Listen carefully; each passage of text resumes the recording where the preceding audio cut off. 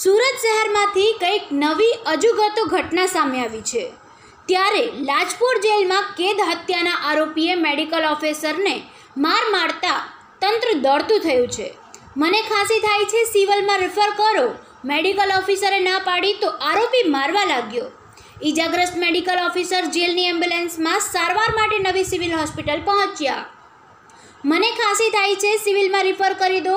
Medical ઓફિસરે ના પાડી તો આરોપી મારવા લાગ્યો। લાજપોર જેલમાં કેદ હત્યાના આરોપીએ મેડિકલ ઓફિસરને મારવા લાગતા તંત્ર દોડતું થઈ ગયું હતું। તેમજ ઈજાગ્રસ્ત મેડિકલ ઓફિસર જેલની એમ્બ્યુલન્સમાં સારવાર માટે નવી સિવિલ હોસ્પિટલ ખાતે પહોંચ્યા હતા। નવી સિવિલ હોસ્પિટલના મેડિકલ ઓફિસર ઉમેશ ચૌધરી છેલ્લા એકાદ મહિનાથી લાજપોર જેલમાં મેડિકલ ઓફિસર તરીકે ફરજ બજાવી રહ્યા છે। શનિવારે સવારે તે લાજપોર જેલમાં પોતાની ડ્યુટી ઉપર હાજર હતા। તે સમયે જેલમાં કેદી આરોપી તેની પાસે આવ્યો હતો અને મને ખાંસી થાય છે, જેથી મને નવી સિવિલ હોસ્પિટલ ખાતે રિફર કરી દાખલ કરી આપો।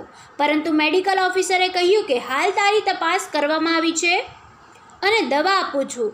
જો તને સારું નહીં થાય તો એકાદ દિવસ બાદ હોસ્પિટલ ખાતે લઈ જવામાં આવશે। મેડિકલ ઓફિસરે આરોપીને હોસ્પિટલ જવાની ના પાડતા આરોપી ઉશ્કેરાઈને મેડિકલ ઓફિસરને ડાબા કાન, ગાળ તેમજ ગળાના ભાગમાં મારવાનું શરૂ કરી દીધું હતું, જેથી જેલમાં ફરજ પરના પોલીસ કર્મીઓ દોડી આવ્યા હતા અને આરોપીને પકડી દૂર લઈ ગયા હતા। તેમજ ઈજાગ્રસ્ત મેડિકલ ઓફિસરને જેલની એમ્બ્યુલન્સમાં સારવાર માટે નવી સિવિલ હોસ્પિટલ ખાતે લઈને આવ્યા હતા। ઈજાગ્રસ્ત મેડિકલ ઓફિસર ઉમેશ ચૌધરીએ જણાવ્યું હતું કે આરોપી હત્યાના ગુનામાં જેલની અંદર કેદ છે।